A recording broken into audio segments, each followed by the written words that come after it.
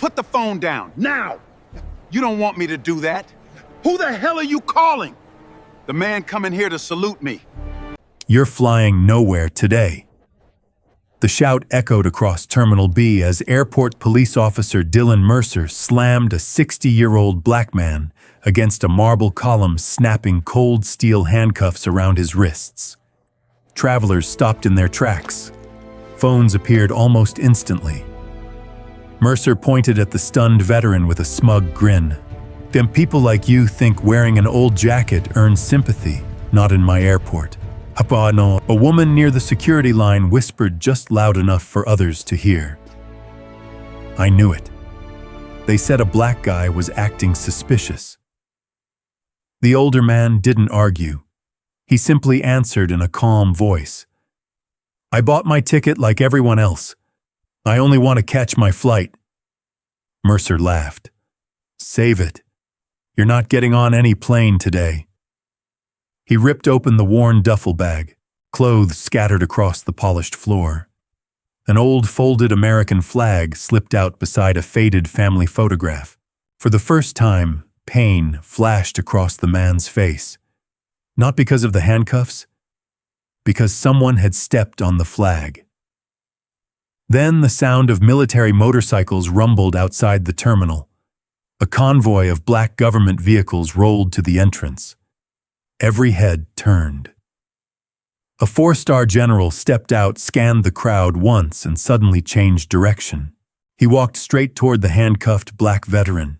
The entire terminal fell silent as the general slowly raised his hand in a perfect military salute. Before the story starts, let us know where you're watching from and what time it is where you are. If inspiring stories about courage, resilience, and justice are your kind of journey, hit subscribe and come along for everything that's about to unfold. Hey everyone, I packed light and left early because the best stories never wait for you to be ready. Hop in. Before anyone at Atlanta's Hartsfield-Jackson International Airport ever heard the name Sergeant Elijah Brooks, he was simply another quiet traveler trying to catch an early morning flight. The sun had barely risen when Elijah locked the front door of his modest brick home on the south side of Atlanta. The neighborhood was peaceful, its streets still damp from the previous night's rain. He paused for a moment, looking at the small American flag hanging beside his porch. His wife had hung it there years ago. After she passed away from cancer, he never took it down. He adjusted the worn denim jacket on his shoulders and picked up an old olive-green military duffel bag. It was the same bag that had traveled with him through deserts, mountains, and military bases across 3 decades of service. Its fabric had faded, but every stitch carried memories. Inside rested only a few clothes, a framed photograph of his late wife Angela, a carefully folded American flag, and a cream-colored envelope bearing the seal of the Department of Defense. He hadn't shown that letter to anyone, not even his daughter. The invitation had arrived 2 weeks earlier. It requested his presence in Washington, D.C., for a private military ceremony honoring several veterans whose actions had remained classified for years. The letter specifically instructed him not to discuss the event publicly until after the ceremony. Elijah intended to honor that request. He smiled softly before starting his aging pickup truck. "I'll be back tomorrow, Angela," he whispered to the empty passenger seat. Nearly an hour later, the airport buzzed with its usual controlled chaos. Families hurried toward check-in counters. Business travelers balanced coffee cups and laptops. Children laughed while dragging oversized backpacks across the polished floor. Elijah quietly joined the line for Horizon National Airlines. Unlike many passengers dressed in tailored suits, he wore clean but inexpensive clothes. His boots had been polished countless times over the years, though the leather still revealed their age. Several people glanced at him before looking away. One businessman frowned as Elijah stood behind him. Another woman tightened her grip on her designer handbag. Elijah noticed. He had noticed those looks for most of his life. Years in uniform had taught him something valuable. Sometimes dignity meant refusing to let another person's prejudice become your burden. When his turn finally arrived, the young airline employee barely looked up. ID and boarding pass. Elijah handed them over with a polite smile. Good morning. The employee typed for several seconds before lifting her eyes toward his duffel bag. Are you checking luggage? No, ma'am. Her expression became uncertain. She looked from Elijah's jacket to his worn boots, then back to the computer screen. Sir, are you sure you're at the correct airline? Elijah blinked. I believe so. This is a flight to Washington. That's correct. She forced an awkward smile. Sometimes people get confused. I didn't. The woman hesitated. I'm just asking because... She lowered her voice. This flight is mostly government officials and business travelers. Elijah understood exactly what she meant. He answered gently. I've been invited. She smiled politely, though disbelief lingered in her eyes. I'll still need to verify everything. Behind Elijah, impatient sighs began filling the line. A middle-aged passenger muttered loudly enough for others to hear. Can we move this along? Another man chuckled. Maybe he's trying to fly without a ticket. A few passengers laughed. Elijah remained silent. Within seconds, the boarding pass printed. The employee handed it over. Gate C-18. Thank you. He nodded respectfully before walking away. He never complained. He never asked for an apology. As he headed toward security, an elderly airport janitor pushing a cleaning cart smiled warmly. Morning, sir. Morning. You military. Elijah smiled. Long time ago. The janitor nodded with quiet respect. It never really leaves you. No, Elijah replied. It doesn't. For the first time that morning, someone had looked beyond his clothes. Near the security checkpoint, Elijah found an empty seat and placed his duffel beside him. He removed Angela's photograph from one pocket and looked at it briefly. I wish you were coming with me. His phone vibrated. The screen displayed an unknown Washington number. He answered. This is Brooks. A calm voice spoke. Good morning, Sergeant. This is Colonel Nathan Reeves from the Department of Defense. I wanted to confirm you're still on schedule. Yes, Colonel. I'll board in about an hour. We're looking forward to welcoming you. I appreciate that. And Sergeant. Yes. Thank you. Elijah smiled. No need to thank me, Colonel. I simply did my job. After ending the call, he carefully returned the phone to his pocket. Across the waiting area, a sharply dressed businessman named Richard Langley checked his expensive Swiss watch before standing to buy coffee. His leather briefcase remained beside his seat. So did the watch for just a moment. Minutes later, he returned. The watch was gone. His face instantly turned pale. My watch. Nearby passengers turned. My watch is missing. Airport staff hurried over. Richard pointed wildly around the seating area. It was right here, someone took it. His voice grew louder with every sentence. There was only one person sitting nearby. Slowly, deliberately. He pointed across the waiting area, straight at Elijah Brooks. The conversations around Gate C-18 stopped almost instantly. Several heads turned toward the quiet black veteran sitting alone beside his worn military duffel. From the opposite end of the terminal, Airport Police Officer Dylan Mercer noticed the commotion. Without asking a single question, he immediately started walking toward Elijah. And every step he took was about to change both men's lives forever. Officer Dylan Mercer had worked airport security for nearly 12 years. Experience had taught him that acting quickly often impressed supervisors. Unfortunately, it had also taught him something far more dangerous. He had begun trusting assumptions more than evidence. As soon as businessman Richard Langley pointed toward Elijah Brooks, Mercer never considered looking anywhere else. "There he is!" Langley shouted. "He was sitting closest to me." Mercer strode across the waiting area with one hand already resting on his holstered firearm. "Nobody move." The conversations around Gate C-18 faded into nervous silence.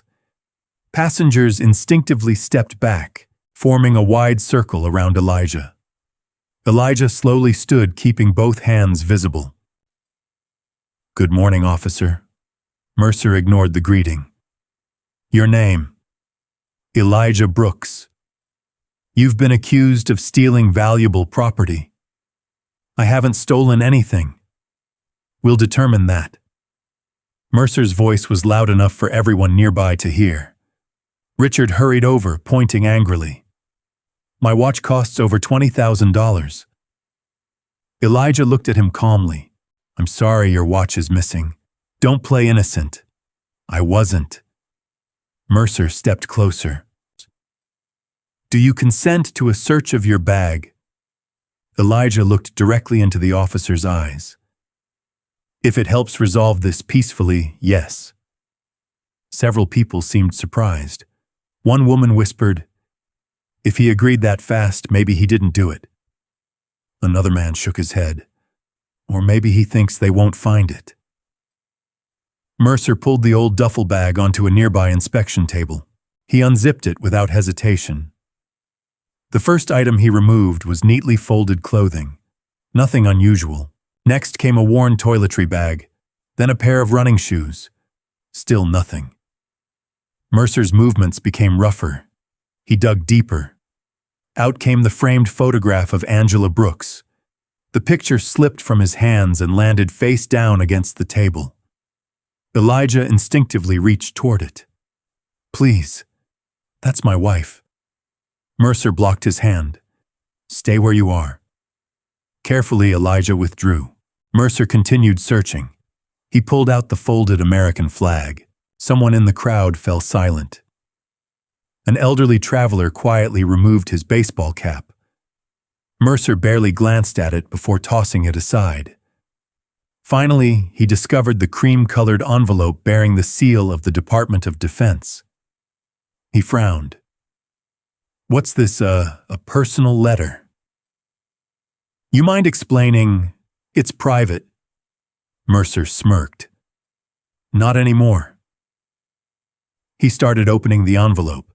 Elijah spoke for the first time with unmistakable firmness. "Officer, I respectfully ask you not to open that." The tone caught everyone off guard. Not angry, not fearful, simply dignified. Mercer paused only for a second. "Why, it isn't related to your investigation. If you've got nothing to hide, it shouldn't matter." Before Elijah could answer, another voice interrupted. "Officer." A young TSA supervisor named Melissa Grant approached carefully. "Perhaps we should wait for a warrant before opening personal correspondence." Mercer barely looked at her. "I know what I'm doing." Melissa hesitated. "I understand, but the missing property hasn't been found." Mercer snapped the envelope shut again, more irritated than convinced. "Fine." He tossed it back into the bag. Then he turned toward Elijah. "Empty your pockets." Elijah complied without protest. His wallet, his boarding pass, his phone, a ring of old keys, a few folded dollars, nothing else. Mercer searched each item one by one. There was no expensive watch. Richard Langley's confidence began to fade. But he was sitting right there. Mercer wasn't ready to admit failure. He looked toward the surrounding passengers. Did anyone see him leave his seat? No one answered. a teenage boy finally spoke. He was sitting there the whole time. His mother gently pulled him back. Don't get involved. Mercer's jaw tightened. He hated uncertainty. Then another airport employee hurried toward the group. Officer Mercer. What? The security cameras covering this waiting area are available. Melissa nodded. Let's review them. Mercer answered immediately. Later. Melissa looked surprised. Why later? Because I'm not finished here. She frowned. The cameras could clear this up in minutes. Mercer's voice hardened. I said later. The tension in the terminal thickened. Elijah remained remarkably calm. I'd like the cameras reviewed as well. Mercer turned sharply. You don't make requests. I'm simply asking for the truth. You'll get the truth when I decide. Several passengers exchanged uncomfortable glances. Even Richard seemed uncertain now. Maybe we should check the footage. Mercer ignored him. Instead, he picked up Elijah's boarding pass. Washington, D.C. Gate C-18. Departure in less than 45 minutes. So, Mercer said slowly, you're planning to leave the state. I'm traveling. Convenient timing. My trip has been planned for weeks. Mercer folded the boarding pass and slipped it into his own pocket. You won't be needing this. Elijah looked at him. My flight leaves soon. Not anymore. You haven't found the watch. You're still a suspect. I've cooperated fully. Mercer stepped closer until only inches separated them. That I don't care how cooperative you think you've been. His next words echoed through the waiting area. You're not boarding that plane until I say so. Silence followed. A little girl standing beside her grandmother tugged gently on the older woman's sleeve. Grandma, that man doesn't look scary. The grandmother answered quietly. Sometimes people make up their minds before they know the truth. Elijah heard the words. So did Mercer. Only one of them seemed bothered by them. Mercer's radio crackled. Unit 7, report to the holding office. He pressed the button. I've got a theft suspect. Bringing him in. Melissa immediately stepped forward. Officer Mercer, with respect, there's still no evidence. I'll gather it. You haven't even reviewed the surveillance. Mercer stared at her coldly. That's enough. He reached for a pair of handcuffs hanging from his duty belt. Passengers instinctively leaned forward. The metallic click echoed through the terminal. Elijah slowly extended his wrists without resistance. Not because he accepted the accusation, but because decades in uniform had taught him that sometimes preserving dignity meant remaining calm while others abandoned theirs. As the cold steel closed around his wrists, dozens of phones began recording. Some believed they were witnessing justice. Others feared they were witnessing something else entirely. None of them knew that at that very moment, a second call from the Department of Defense had reached airport operations.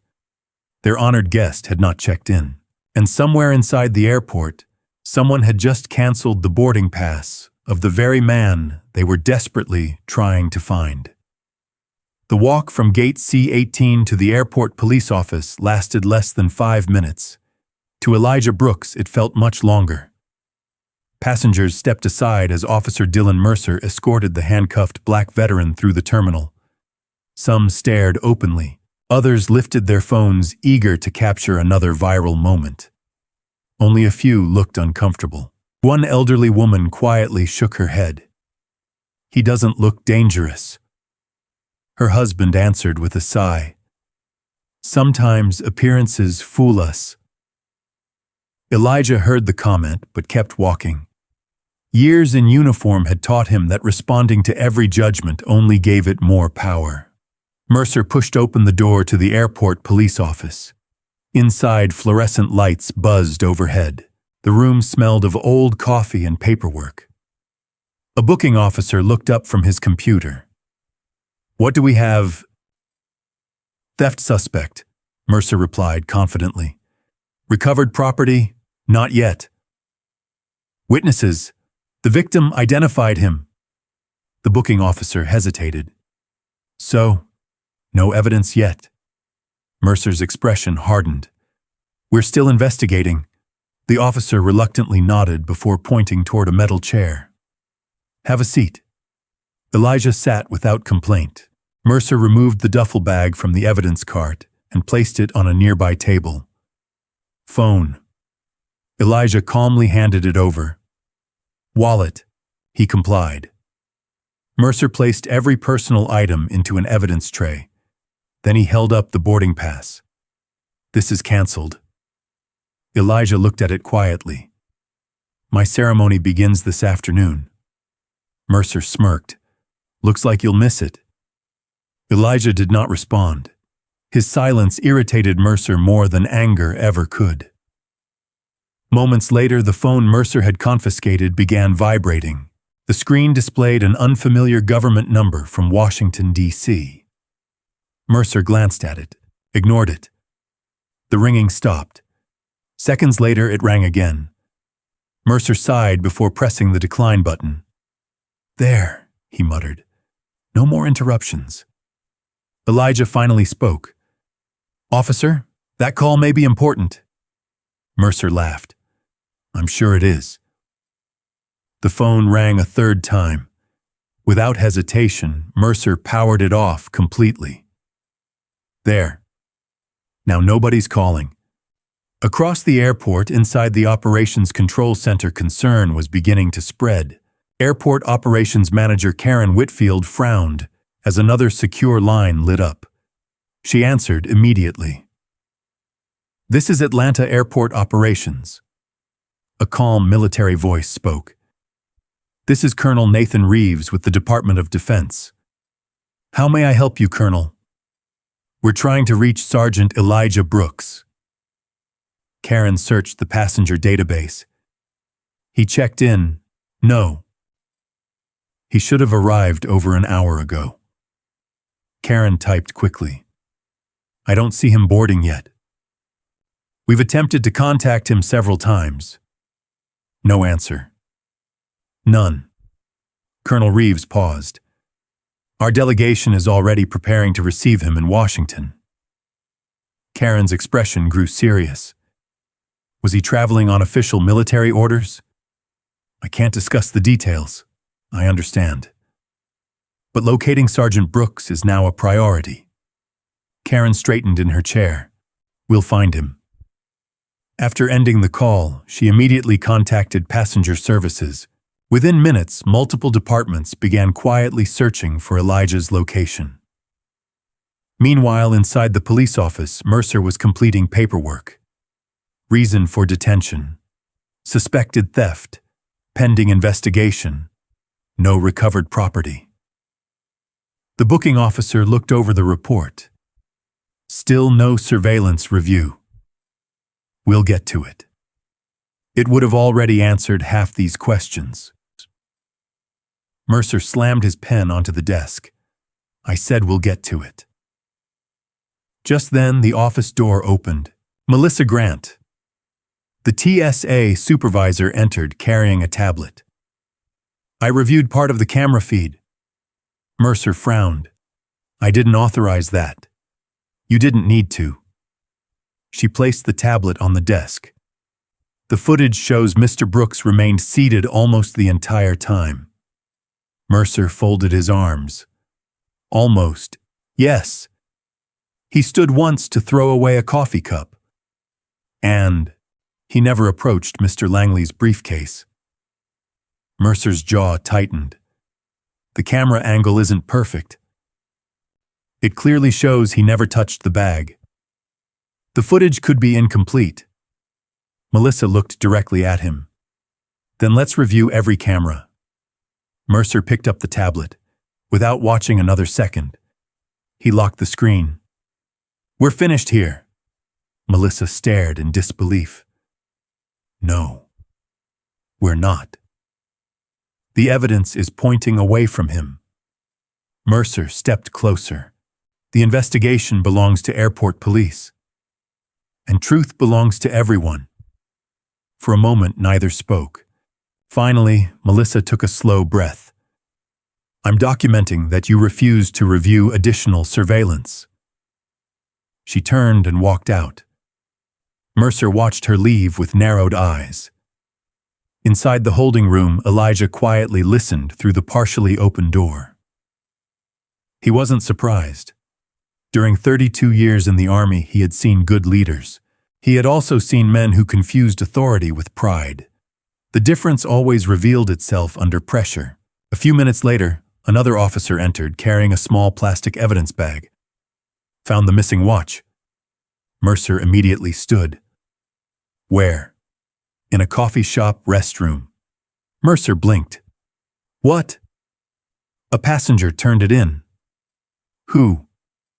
"We're still identifying them." The younger officer shrugged. "Looks like someone accidentally picked it up with their jacket." Mercer's face lost color for just a second. Then he recovered. "Don't release Brooks." The younger officer looked confused. But if the watch has been recovered?" "He still interfered with an investigation. He cooperated the whole time." "I'll decide what charges fit." The officer slowly nodded, though his expression revealed growing doubt. News traveled quickly through the airport. The missing watch had been found. Passengers began whispering.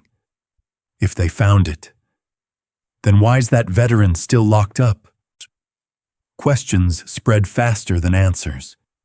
Back in operations, Karen Whitfield received another call. This one came from the Pentagon liaison office. The voice on the other end sounded far more urgent. "The aircraft carrying General Marcus Holloway has departed Andrews Air Force Base."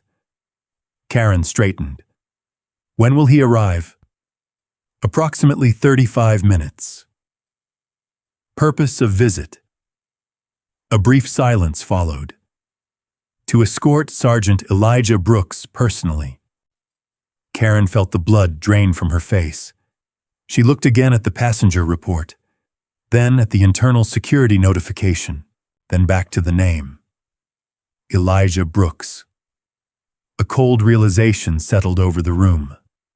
Somewhere inside one of the busiest airports in America, the man a 4-star general was flying to honor had just been locked inside an airport holding room, and no one yet understood how disastrous that mistake was about to become. Within 20 minutes, rumors had spread through Terminal B faster than any official announcement. The stolen watch was found. It wasn't the veteran, so why is he still in custody? Passengers who had recorded Elijah Brooks being handcuffed now exchanged uneasy glances. A few quietly deleted the captions they had already posted online. Others simply refreshed their phones, waiting to see what would happen next. Inside the airport police office, however, Officer Dylan Mercer refused to admit that the investigation had taken a dramatic turn. He stared at the incident report on his computer. Every new piece of information weakened his case. No stolen property. No surveillance showing Elijah taking anything. No witness who had actually seen a theft. Yet Elijah remained locked inside the holding room. Mercer muttered to himself, "If I let him walk now, everyone will think I rushed this." The booking officer looked over from the next desk. "Maybe because you did." Mercer shot him a cold look. "I acted on probable cause." "No," the officer replied calmly. "You acted on an accusation." Before Mercer could respond, his office phone rang. "Airport police." A woman's voice answered immediately. "This is Karen Whitfield from Airport Operations. What do you need?" "I'm looking for a passenger named Elijah Brooks." Mercer hesitated for only a second. Why? Can you confirm whether he's in your custody? That's police business. Karen's tone became firmer. Mr. Brooks is being sought by officials from the Department of Defense. Mercer's expression barely changed. So I'd like to know whether he's there. Mercer leaned back in his chair. If someone from Defense wants him, they can file a request like everyone else. Without another word, he ended the call. Across the operations center, Karen stared at the silent receiver in disbelief. He hung up on me. The room fell quiet. One supervisor asked cautiously, "Should we notify the airport director?" Karen nodded immediately. Now, within minutes, Airport Director Michael Donnelly entered the operations room. Karen explained everything from the beginning. The missing passenger, the repeated calls from Washington, the recovered watch, the police detention. Michael frowned. Do we know why the Department of Defense is looking for him? They won't say. But judging from their urgency, they're expecting someone important. Michael looked toward the large monitor displaying arrivals and departures. Yes, I want every department checking for updates. Yes, sir.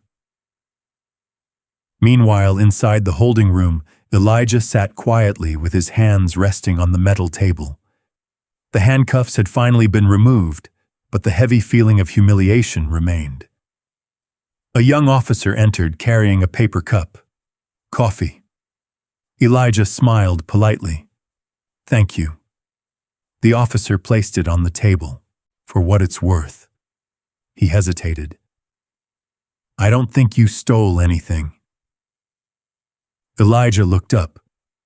Then why am I still here? The young officer sighed. I'm not the one making that decision. He started toward the door before stopping. My grandfather served in Vietnam. Elijah nodded. So did many good men. He always told me that respecting veterans wasn't about politics. It's about remembering sacrifice. Elijah smiled gently. Your grandfather was right. The officer quietly left. Only moments later, Melissa Grant arrived outside the holding room. She carried a folder filled with printed surveillance images. She found Mercer standing near the evidence lockers. We need to talk. I'm busy. No, you're avoiding the truth. She opened the folder. Frame after frame showed Elijah sitting quietly near gate C-18, while Richard Langley walked away toward the coffee stand. Another camera angle revealed a different passenger accidentally picking up the expensive watch, along with a folded jacket, before returning it to Airport Lost, and found less than 10 minutes later. Melissa pointed directly at the photographs. The investigation is over. Mercer refused to look. You can't ignore this forever. I said he's staying. On what charge? Mercer didn't answer. Melissa took a slow breath. I'm forwarding these images to airport operations. You do that, and internal affairs. That finally caught his attention. His jaw tightened. You'd report another officer. I'd report anyone who ignored evidence. Before Mercer could respond, his radio crackled loudly. Unit 7. He grabbed it. Go ahead. Motorcade entering airport property. Mercer's eyebrows lifted. What motorcade? Military escort. He exchanged a puzzled look with the booking officer. The dispatcher continued. Multiple military police vehicles. Destination.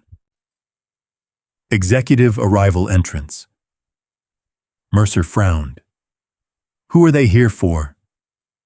We haven't been told. Across the airport, travelers gathered near the terminal windows. The distant sound of motorcycles echoed through the parking structures. One after another, military police motorcycles entered airport grounds with flashing lights. Behind them rolled several black government SUVs. Airport employees stopped what they were doing. Baggage handlers paused beside luggage carts. Pilots looked out from cockpit windows. Even TSA officers turned toward the entrance. Something unusual was happening. Inside the operations center, Karen Whitfield received one final secure call. Operations. This is Colonel Nathan Reeves. They're here. Karen stood immediately. Colonel, we've located Sergeant Brooks. A brief silence followed. Where? Karen swallowed. He's being detained by airport police. The silence this time lasted much longer. When Colonel Reeves finally spoke, his voice was calm. Almost too calm. Do not attempt to move him. Karen's heart pounded. Sir, our commanding officer will handle this personally. The line disconnected. Karen slowly lowered the phone. Michael Donnelly looked at her. What did he say? She answered in barely more than a whisper. He told us not to move Sergeant Brooks. Why? Karen looked toward the window just as the first black limousine came to a stop outside the executive entrance. Because whatever was about to happen was no longer an airport matter. It had become a matter of military honor. The executive entrance outside Terminal B had never seen this level of military presence. Airport employees lined the sidewalks in stunned silence as 6 military police motorcycles formed a precise perimeter around 3 black government SUVs. Behind them, a dark limousine bearing discreet Department of Defense plates rolled to a smooth stop. No sirens, no unnecessary movement. Only quiet discipline. Airport Director Michael Donnelly hurried outside with Karen Whitfield close behind. Neither of them knew exactly who was arriving, but both understood one thing. Someone of extraordinary importance was about to step onto airport property. The rear door of the limousine opened. Colonel Nathan Reeves stepped out first. His uniform was immaculate, every ribbon perfectly aligned. He acknowledged no one. Instead, he looked directly at Michael. Airport Director Donnelly. Yes, Colonel. I'm here regarding Sergeant Elijah Brooks. Michael nodded uneasily. He's currently being held by airport police.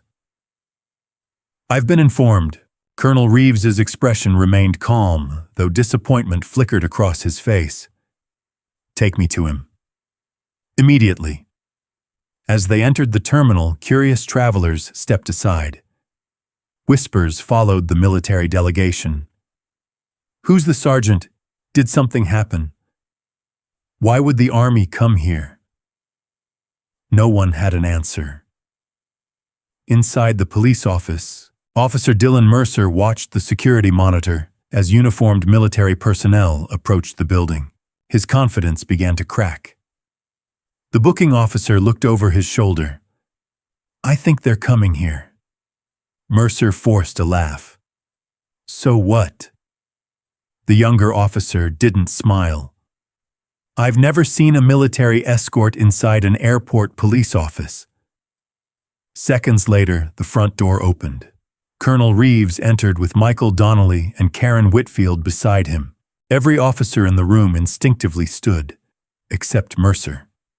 He remained seated behind his desk. Can I help you? He asked. Colonel Reeves stepped forward. I'm looking for Sergeant Elijah Brooks.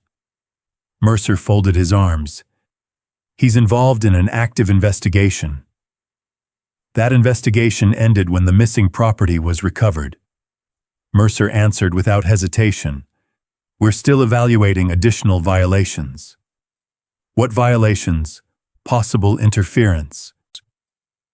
Colonel Reeves stared at him for several long seconds. Then he spoke quietly. May I see Sergeant Brooks? Mercer shook his head. Not until the paperwork is complete. Karen Whitfield couldn't believe what she was hearing. She stepped in carefully. Officer Mercer, perhaps we should... I said no. Silence filled the room. Colonel Reeves finally removed a sealed folder from his briefcase. He placed it gently on the desk. These are official travel orders issued by the Department of Defense. Mercer glanced at the folder, but made no move to open it. I don't recognize military paperwork as authority over an airport police investigation. The booking officer looked horrified.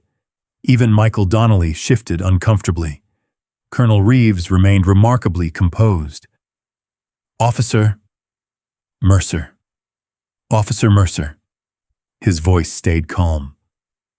Do you understand who Sergeant Brooks is? Mercer shrugged. A retired soldier. No. Colonel Reeves replied firmly.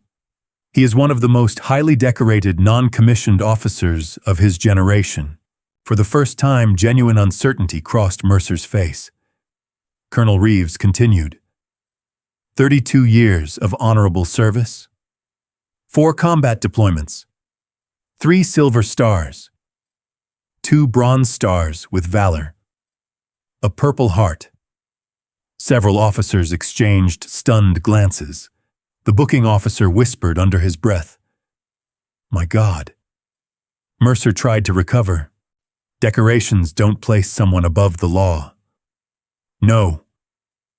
Colonel Reeves agreed. They do not. But neither does a badge place anyone above the truth. The room became perfectly still. Before Mercer could respond, Melissa Grant hurried into the office carrying another folder. I've got the complete surveillance review. She laid several enlarged photographs across the table. Every image told the same story. Richard Langley leaving for coffee, another traveler accidentally collecting the expensive watch with a folded jacket. The watch being turned in at Lost and Found. Elijah never touching either item. Melissa pointed to the final timestamp. The theft never happened. The booking officer looked directly at Mercer. We have no probable cause. Mercer clenched his jaw. He still refused to answer questions. Elijah's calm voice came from inside the holding room. I answered every question you asked. Everyone turned. The holding room door stood partially open. A young officer had quietly unlocked it moments earlier. Elijah stepped into the hallway. His denim jacket had been folded neatly over one arm. His dignity remained untouched. Colonel Reeves immediately stood straighter. His eyes softened with unmistakable respect. Good afternoon, Sergeant. Elijah nodded. Colonel, I'm deeply sorry for the delay. It wasn't your fault. Mercer looked between them. You know each other, Colonel Reeves answered simply. I've known Sergeant Brooks for 23 years.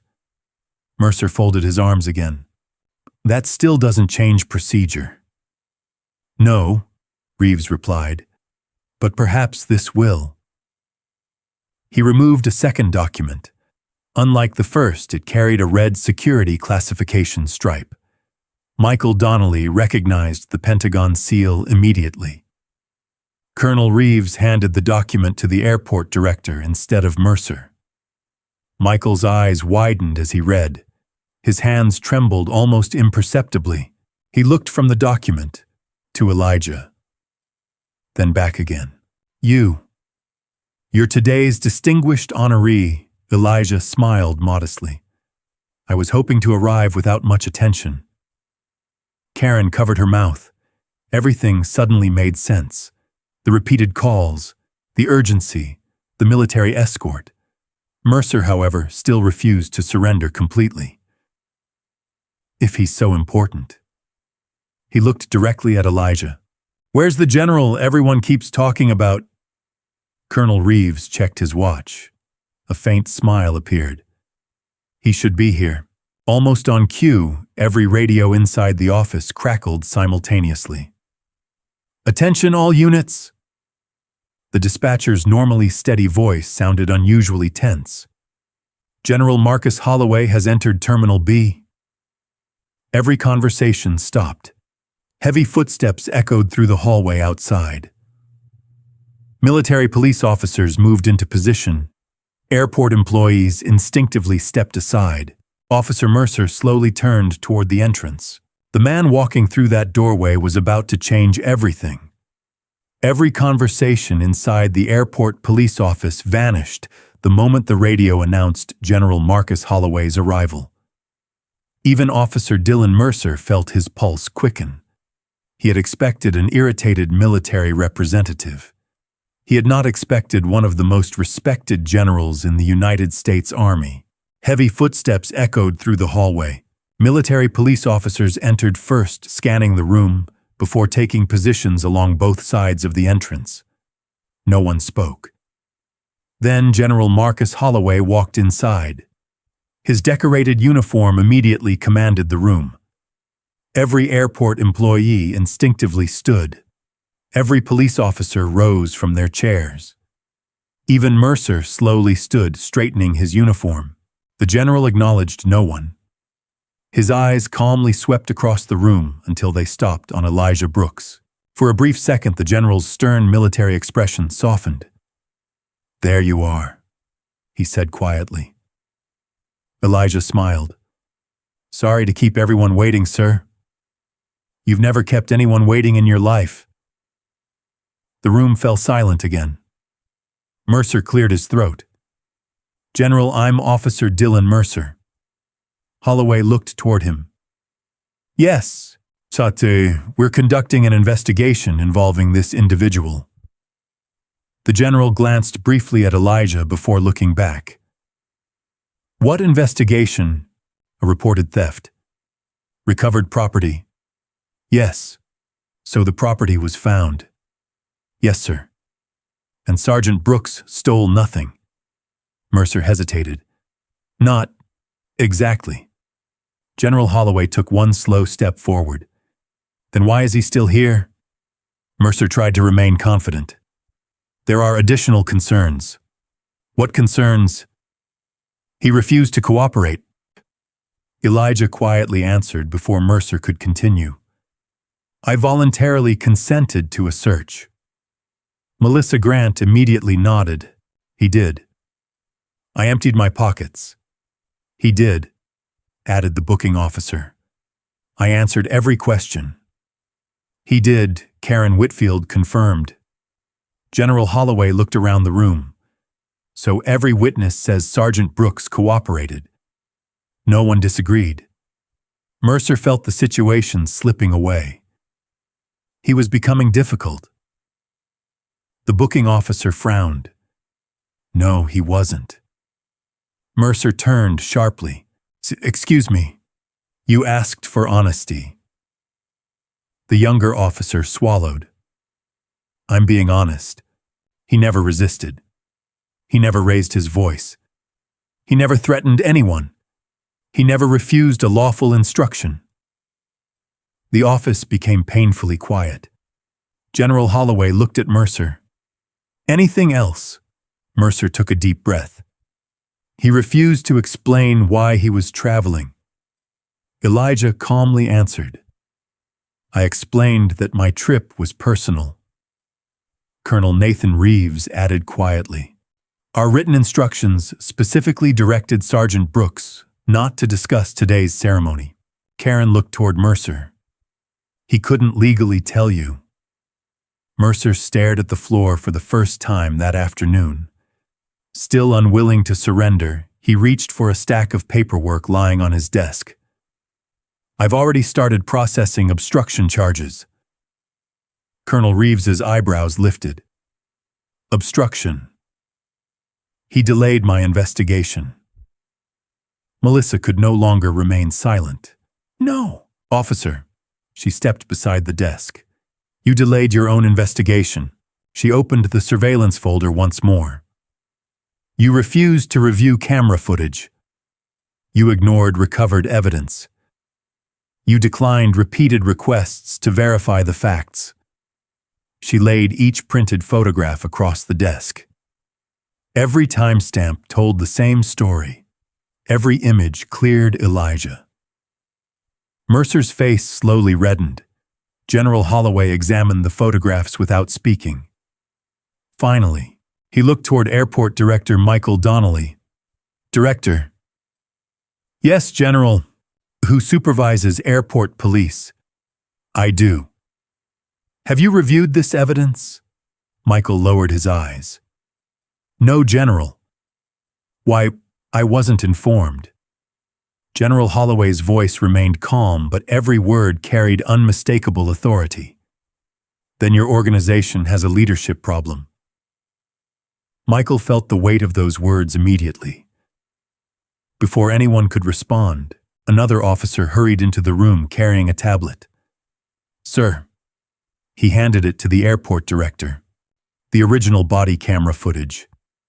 Michael pressed play. Everyone watched in silence. The recording captured every moment from the confrontation at Gate C-18. Elijah politely greeting Officer Mercer, agreeing to the search, remaining still, answering every question respectfully. Then came the moment that changed the atmosphere inside the room. Mercer's own voice echoed through the speakers. I don't care what the cameras show, he's not getting on that plane. The recording ended. No one moved. No one spoke. Mercer's breathing became noticeably heavier. General Holloway slowly turned toward him. Did you say those words? Mercer struggled to answer. Officer. The general's voice remained perfectly controlled. Did you? Yes, sir. And why had you already decided he wasn't boarding? Mercer searched desperately for an explanation.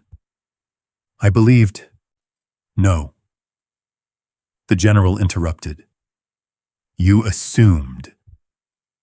Those two words struck harder than any shout. Elijah remained completely silent.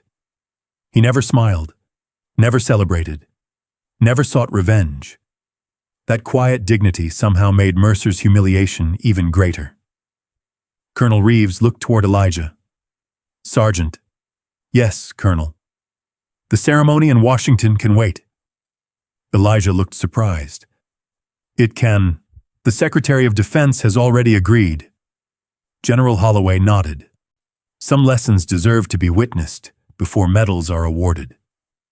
At that moment, Mercer made one final attempt to regain control. General. Everyone looked toward him. I was only trying to protect the airport. General Holloway met his eyes. No, Officer Mercer. His voice was steady. You forgot what you were sworn to protect. Mercer opened his mouth but found no words. Outside the office, hundreds of passengers had gathered behind security barriers. News had spread throughout the terminal. Military vehicles, a 4-star general, a handcuffed black veteran. Everyone waited to see what would happen next. General Holloway looked toward the hallway. I believe they've waited long enough. He turned back to Elijah. Sergeant Brooks. A faint smile crossed his face. Let's show them who you really are. The general stepped toward Elijah. Then, in full view of every officer inside the room, he slowly raised his right hand. The salute had not yet been completed, but everyone watching knew the moment they were about to witness would become unforgettable. Silence settled over the airport police office. Every eye followed General Marcus Holloway as he stopped directly in front of Elijah Brooks. For a brief moment, neither man spoke. Then, with slow, deliberate precision, the 4-star general raised his right hand. His fingers touched the brim of his service cap in a flawless military salute. The room froze. No one breathed. No one reached for a phone.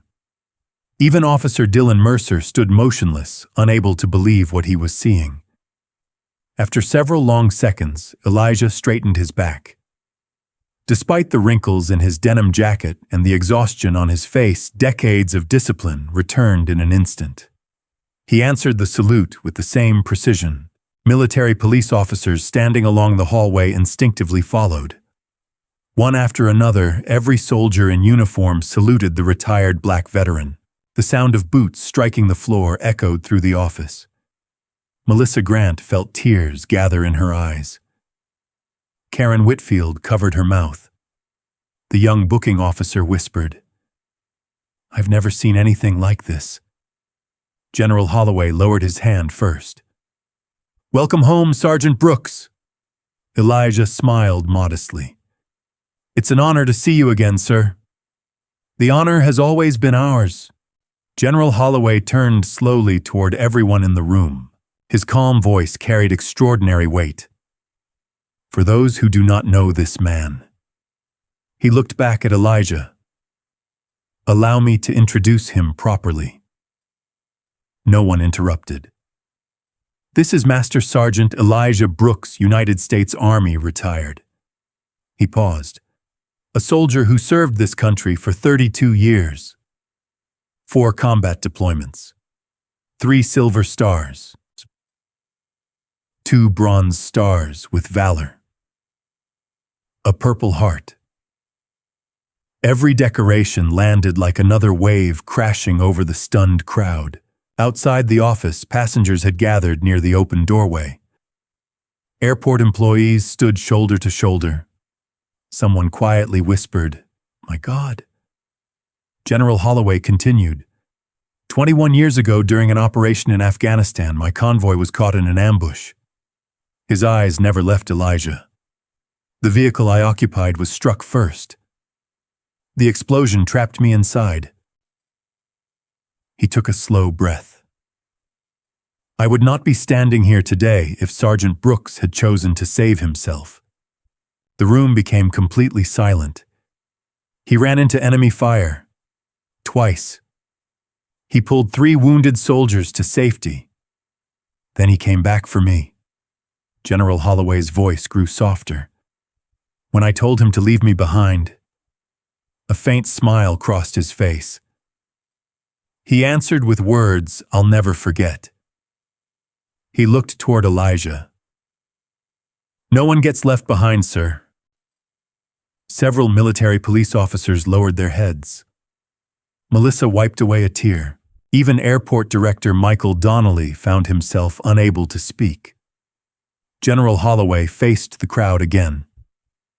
"That day, Sergeant Brooks carried me nearly 200 yards while under direct fire. He was wounded. He refused medical treatment until every member of our team had been evacuated." He nodded respectfully toward Elijah. "That is the man who was handcuffed in this airport today." Every face turned toward Officer Mercer. The officer could no longer hide his shame. His confident posture had disappeared. His shoulders sagged. General Holloway wasn't finished. "This morning, Sergeant Brooks was traveling to Washington because the Department of Defense is awarding him the Distinguished Service Medal." Quiet gasps spread through the terminal.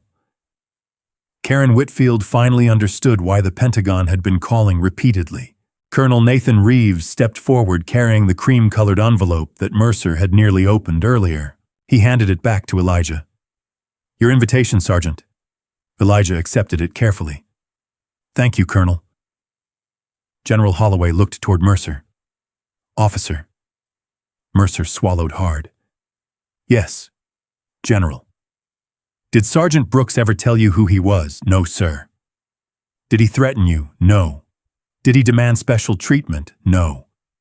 "Did he once mention his medals?" "No." General Holloway nodded slowly. Because true heroes rarely introduce themselves, those words settled heavily over everyone listening. At that moment, Richard Langley, the businessman whose missing watch had started everything, pushed through the crowd. His face was pale. He stopped several feet in front of Elijah. I'm so sorry." Elijah looked at him calmly. "You found your watch." Richard nodded. "It was my mistake. I assumed." His voice broke. "I judged you because—" He couldn't finish the sentence. Elijah saved him from saying the words aloud. We all make choices." Richard lowered his head. "I chose badly." General Holloway looked toward the growing crowd gathered outside. Everyone deserves to know the complete truth. Airport Director Michael Donnelly immediately nodded. I'll make the announcement. Within minutes, the airport's public address system chimed. Attention, ladies and gentlemen. Every conversation throughout Terminal B stopped. This morning, an innocent passenger, Master Sergeant Elijah Brooks, was wrongfully detained. The missing property has been recovered. Sergeant Brooks has been fully cleared of all suspicion. We sincerely apologize for the treatment he received. Passengers looked toward the police office. Some who had recorded Elijah's arrest quietly lowered their phones. Others exchanged embarrassed glances. The silence hanging over the terminal felt heavier than any apology. General Holloway turned back toward Elijah. Sergeant. Yes, sir. I came here planning to escort you to Washington. He smiled warmly. But after what I've witnessed today, he looked toward every traveler watching from the hallway. I believe the first ceremony should happen right here. Outside, dozens of military police officers instinctively formed two perfectly straight lines through the center of the terminal. Passengers stepped aside without being asked. An aisle of honor stretched all the way toward the airport entrance. And Elijah Brooks, the quiet black veteran who had entered the airport as a suspect, was about to walk through it with every eye in the terminal watching. The applause that filled Terminal B wasn't loud at first. It began with a single pair of hands, then another. Within seconds, hundreds of travelers were standing. Some applauded out of respect. Others applauded out of guilt. Many simply wanted the quiet black veteran to know that not everyone had believed the worst. Elijah Brooks acknowledged them with a slight nod, but his attention remained on the folded American flag resting carefully inside his duffel bag. General Marcus Holloway noticed. He quietly picked up the flag from the evidence table. With both hands, he presented it back to Elijah. I believe this belongs with its guardian. Elijah accepted it carefully. Thank you, General. He gently brushed away a speck of dust before placing it safely back inside the bag. To him, medals could wait. Respect for the flag could not. General Holloway then turned toward Airport Director Michael Donnelly. Director? Yes, General. I would like every officer involved in today's detention present. Michael immediately nodded. Right away. Within minutes, every airport police officer who had witnessed or participated in Elijah's detention assembled inside the terminal. Some stood confidently. Others avoided eye contact. Officer Dylan Mercer stood alone near the front. Gone was the swagger that had filled Gate C-18 earlier that morning. His badge suddenly felt much heavier than it ever had before. General Holloway slowly walked toward him. Officer Mercer. Yes, General. When did you first decide Sergeant Brooks was guilty? Mercer hesitated. The truth. Mercer looked around at the hundreds of people watching, and I assumed it when the complaint was made. You assumed? Yes. Before reviewing surveillance? Yes. Before finding evidence? Yes. Before recovering the missing property? Yes. General Holloway nodded once. You arrested a man based on appearance and accusation. Mercer lowered his head. I made a mistake. General Holloway's voice remained calm. No. A mistake happens despite reasonable judgment. What happened today was a choice. Those words struck deeper than any public humiliation. Silence swept through the terminal. Airport Director Michael Donnelly stepped forward holding a folder. I've completed an initial administrative review. He looked directly at Mercer. Officer Dylan Mercer. Effective immediately. He paused. You are relieved of duty. Mercer's eyes widened. Sir, you will surrender your badge. You will surrender your service weapon. You will surrender your department credentials. You are being placed on administrative suspension pending a full internal affairs investigation. No one spoke. Mercer's trembling hands slowly reached toward his uniform. He unclipped the silver badge that had rested proudly on his chest for years. For several seconds, he simply stared at it. The badge had represented authority. Today, it represented accountability. He placed it into Director Donnelly's waiting hand. Next came his identification card, then his duty weapon. Finally, he removed the body camera that had unknowingly captured every decision he wished he could erase. Michael accepted each item without satisfaction, only disappointment. This footage will be preserved as evidence. Mercer nodded weakly. I understand. General Holloway looked toward Colonel Nathan Reeves. Colonel. Reeves stepped forward, carrying another folder. This contains Sergeant Brooks' official military record. With Elijah's quiet permission, the colonel opened it before the assembled crowd. This record remained partially classified for many years. He looked toward the audience. It no longer needs to be. Photographs appeared one by one. A much younger Elijah wearing desert camouflage. Another standing beside fellow soldiers after a rescue mission. Another receiving the Silver Star from the president years earlier. Gasps spread through the crowd. Many passengers had only hours earlier believed they were watching the arrest of a criminal. Now they were looking at one of America's most decorated enlisted soldiers. Colonel Reeves continued. Master Sergeant Elijah Brooks completed 32 years of honorable service. He trained more than 1,200 soldiers. He received every evaluation marked exemplary, so he never received a disciplinary action. He repeatedly declined promotions that would have removed him from leading younger troops in the field. Karen Whitfield quietly whispered, He stayed because of his soldiers. General Holloway smiled. Exactly. He believed leadership meant standing beside your people. The general turned toward Elijah. Sergeant, I've always wanted to ask you something. Elijah chuckled softly. Go ahead.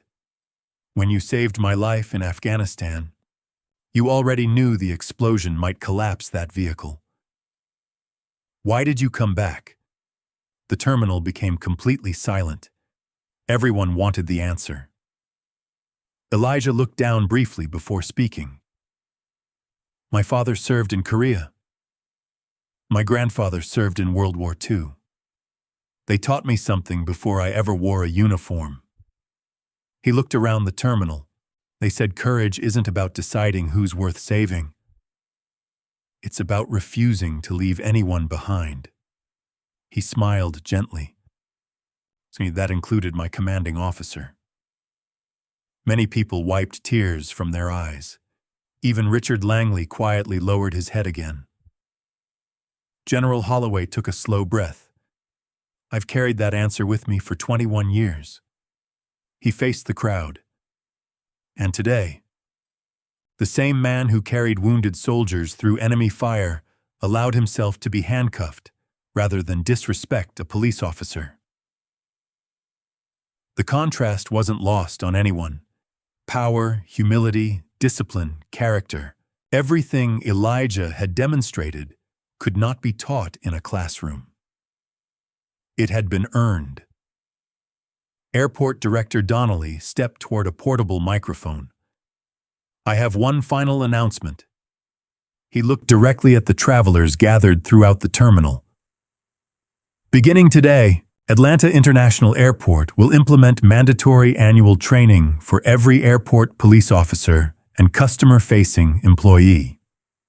He continued, the training will focus on procedural justice, implicit bias, constitutional protections, and respectful treatment of veterans and all travelers. applause filled the terminal once more. This program will be known as... He looked toward Elijah. The Brooks Standard. Elijah immediately shook his head. Director, that's not necessary. Michael smiled warmly. I respectfully disagree. If today's events prevent even one innocent person from experiencing what you endured, then your name deserves to remind us why. The applause grew louder than before. General Holloway looked toward the honor corridor formed by the military police. Sergeant Brooks. Yes, General. I believe Washington can wait another hour. Elijah smiled. I've waited this long. The general returned the smile. Good. Because before we fly, there's one final honor this airport owes you. Every soldier standing in formation straightened simultaneously. Hundreds of passengers instinctively stepped aside. The path ahead was clear. And for the first time that day, Elijah Brooks would walk it not as a suspect, but as the American hero he had quietly been all along. No announcement had ever transformed Terminal B so completely. Minutes earlier, travelers had rushed toward departure gates focused only on catching flights. Now they stood shoulder to shoulder in respectful silence. Military police officers remained in two flawless lines, stretching from the airport police office to the executive entrance.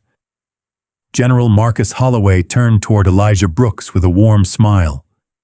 Sergeant, after you. Elijah looked at the honor corridor and quietly shook his head. I never asked for any of this.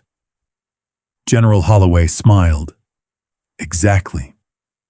That's why you've earned it. For a brief moment, Elijah closed his eyes. He thought about his late wife, Angela. She had always teased him that one day the Army would finally force him to stand in the spotlight. You spent your whole life lifting other people, she used to say. Someday they'll lift you. He wished she could have seen this day. Elijah adjusted the strap of his old military duffel. Without changing into a dress uniform, without displaying a single medal, he stepped into the honor corridor wearing the same faded denim jacket that had led so many people to judge him only hours earlier. Every military police officer snapped to attention. Present. Arms. The command echoed through the terminal.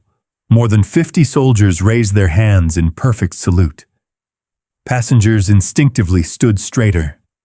Some placed their hands over their hearts. Others quietly wiped away tears. Elijah walked slowly between the rows of soldiers. He returned every salute with calm dignity. Not pride, not triumph, only gratitude. When he reached the executive entrance, General Holloway gently placed a hand on his shoulder. I owe you something. Elijah smiled. You don't owe me anything. I've owed you for 21 years. The general reached into the limousine. An Army aide stepped forward carrying a polished wooden presentation case. The case was opened carefully. Inside rested the Distinguished Service Medal. Its gold and blue ribbon reflected the morning sunlight. Colonel Nathan Reeves read from the official citation.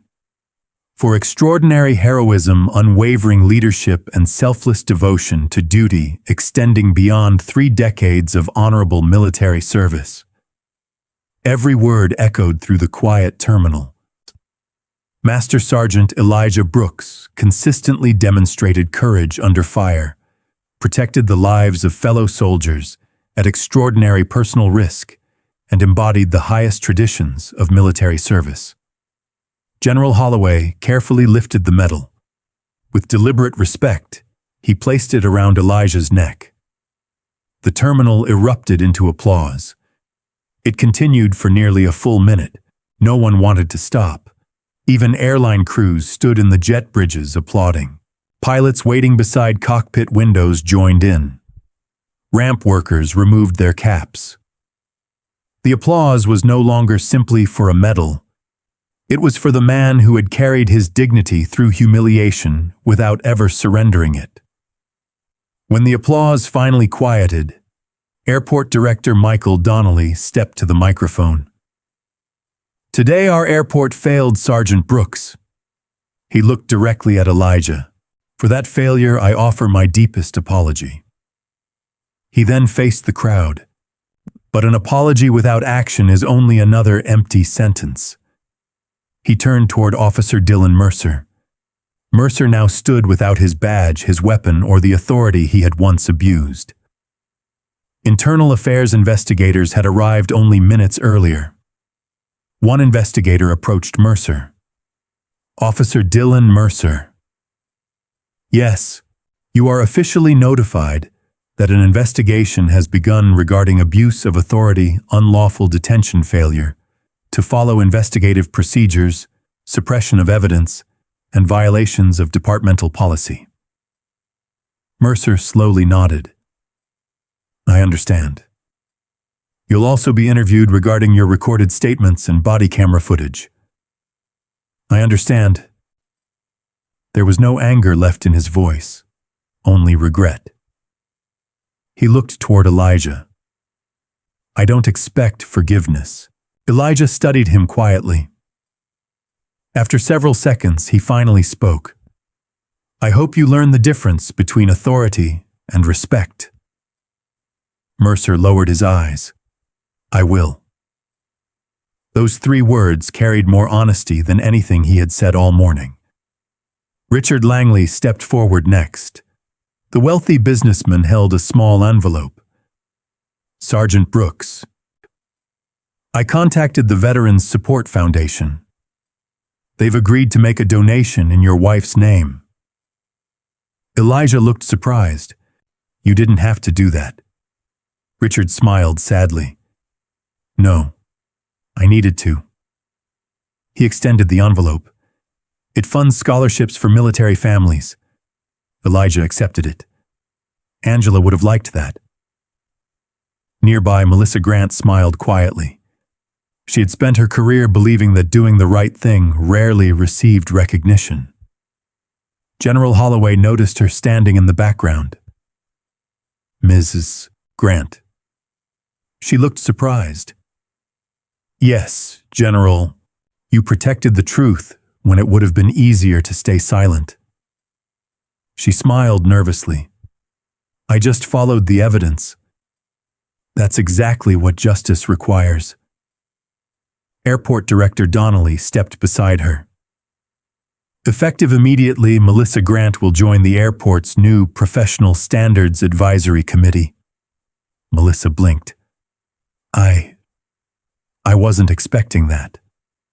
"You earned it." The crowd applauded once again. Before leaving, General Holloway addressed, everyone gathered in the terminal. This morning, many people saw an old jacket. They saw worn boots. They saw a quiet black veteran carrying an old duffel bag. He paused. Very few saw 32 years of sacrifice. He looked across the crowd. Character doesn't announce itself. Honor rarely introduces itself, and heroes seldom wear signs explaining who they are. He turned toward Elijah. "The next time you meet someone whose story you don't know, remember today." Silence followed. It was the kind of silence that changes people. As boarding began for the military flight to Washington, Elijah picked up his duffel one final time. He glanced once toward the airport where his worst morning had become one of the most meaningful days of his life. Karen Whitfield approached him. "Sergeant Brooks." "Yes. We're naming our annual employee award after you." Elijah chuckled softly. "I thought we already settled that." Karen smiled. "We did. But every new employee should learn your story, so they'll remember that every traveler deserves dignity before judgment." Elijah extended his hand. Karen shook it proudly.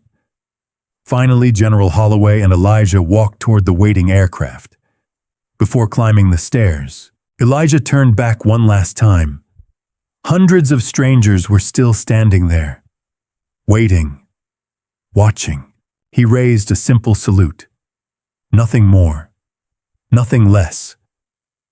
The entire terminal answered with applause and dozens of returned salutes. The aircraft door slowly closed. Moments later, the engines came alive. As the plane lifted into the bright Georgia sky, it carried far more than a decorated veteran on his way to Washington. It carried a lesson every person who had witnessed that day would remember for the rest of their lives. True honor is never measured by appearance. It is revealed by character. And character always stands taller than prejudice. Sometimes the greatest heroes are the ones who never tell you who they are. Before judging someone's appearance, remember that every person carries a story you cannot see. If this story touched your heart, share your thoughts in the comments, tell us where you're watching from, and subscribe for more stories that remind us why dignity, respect, and justice still matter.